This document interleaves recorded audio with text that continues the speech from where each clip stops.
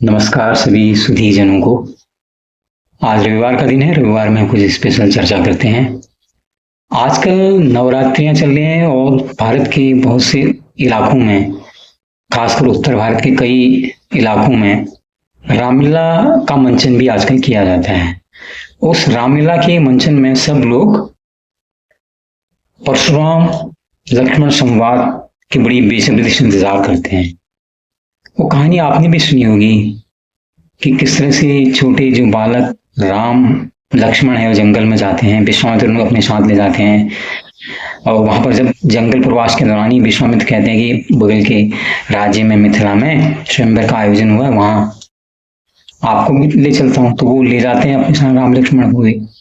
वहां पर जो शिव जी का एक धनुष होता है अजगव, वो वहां पर रखा होता है। राजा जनक ने ये एक शर्त लगाई होती है कि जो भी वीर इस धनुष का भंजन करेगा उससे वो अपनी पुत्री सीता का विवाह कर देंगे।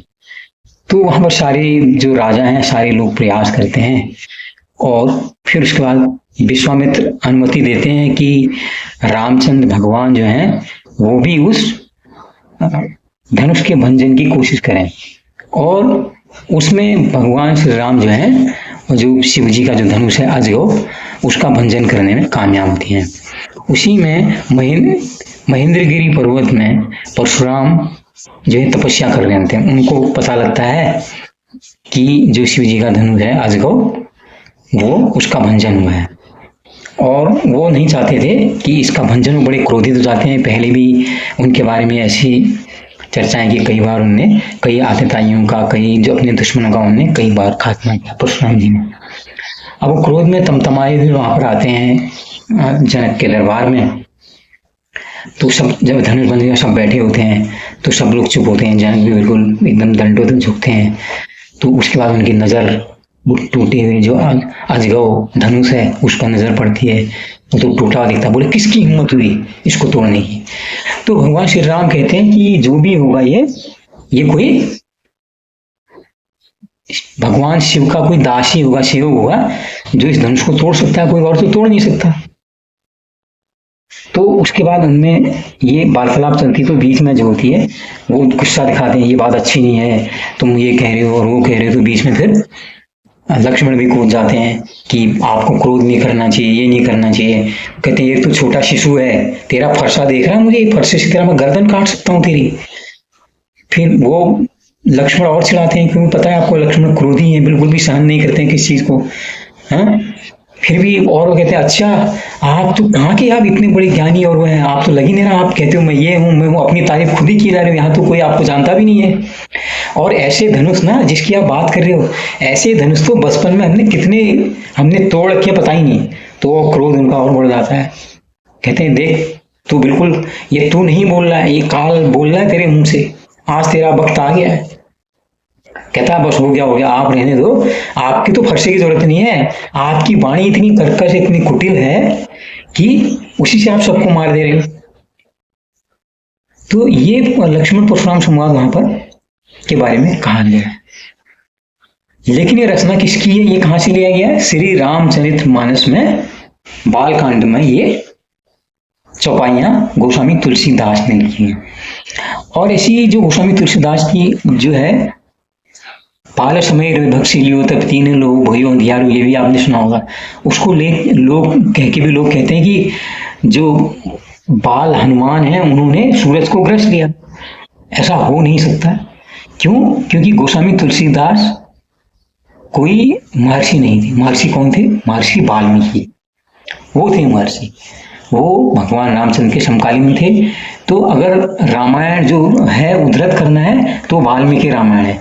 वाल्मीकि रामायण में कई प्रसंग ऐसे हैं, जैसे उसमें लक्ष्मण रेखा वाला प्रसंग भी कहते हैं, वो प्रसंग वाल्मीकि रामायण में नहीं है, वो रामचरितमानस में है। तो जो ये परशुराम लक्ष्मण संवाद है वो भी सिर्फ रामचरितमानस में, और कहीं इसके बारे में नहीं पाया जाता।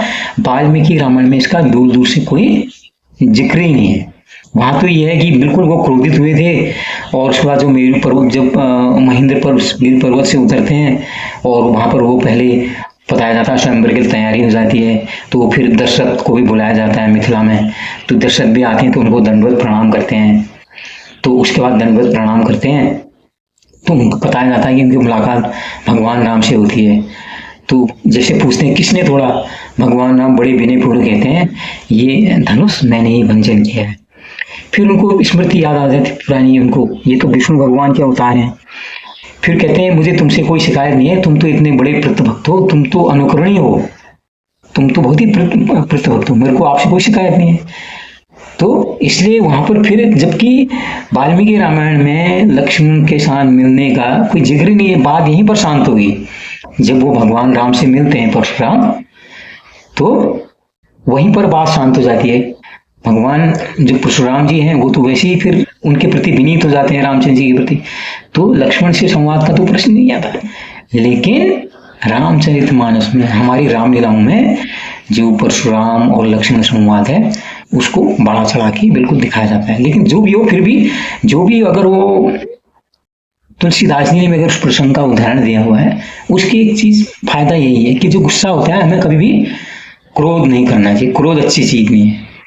और थोड़ी सी बचकानी हरकत यहाँ पर जैसे लक्ष्मण भी कर दें, क्योंकि लक्ष्मण जो बच्चे थे वो उनको क्रोधी स्वभाव के लक्ष्मण भी थे और चिढ़ा रहे थे। तो यहाँ पर यह है कि अगर दो लोग आपस में एक दूसरे पे क्रोध कर रहे हैं तो उससे किसी चीज का समाधान नहीं निकलता है। जबकि जो भगवान राम है वो सिर्फ इतना कहे कि हाँ मैंने थोड़ा, वो किनारे हो गए, वो शांत हो गए।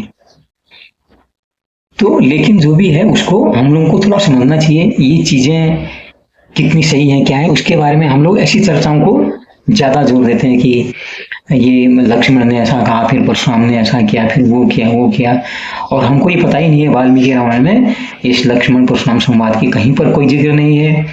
और वहां पर वाल्मीकि रामायण में जो लक्ष्मण रेखा है उसका भी कहीं जिक्र नहीं है। और ऐसे हनुमान जी के लिए गोस्वामी तुलसीदास ने लिख दिया। गोस्वामी तुलसीदास मूलतः क्या थे, एक कवि थे। आप कवि देखो, चाहे आज के कवि भी हों, जब पुराने कवि भी होते हैं, कवि का काम क्या होता है, अपनी रचनाओं में अलंकार का प्रयोग करते हैं। अलंकार लगाने से क्या होता है, कविता की जो है शोभा बढ़ जाती है, उसकी महिमा मंडन करना, अगर सुनने लायक उसको बनाना है।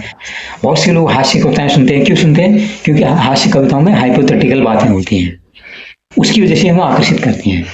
तो अपने काव्य को, अपनी रचना को ज्यादा प्रेरित बनाने के लिए यहाँ पर गोस्वामी तुलसीदास जी ने मेटाफर यूज किया। वो तो वैसे ठीक है, वो पढ़े जाते हैं, उसके बारे में हमें भगवान राम के चरित्र के बारे में सुनने जाने को मिलता है रामचरितमानस। लेकिन हमें पढ़नी चाहिए वाल्मीकि रामायण, उपनिषद, वेद, ये सब चीजें पढ़े। ऐसा नहीं कि रामचरितमानस भी हमें नहीं पढ़ना चाहिए, बिल्कुल पढ़ना चाहिए। लेकिन रामचरितमानस या हनुमान चालीसा क्या है, वो एक कवि की रचना है।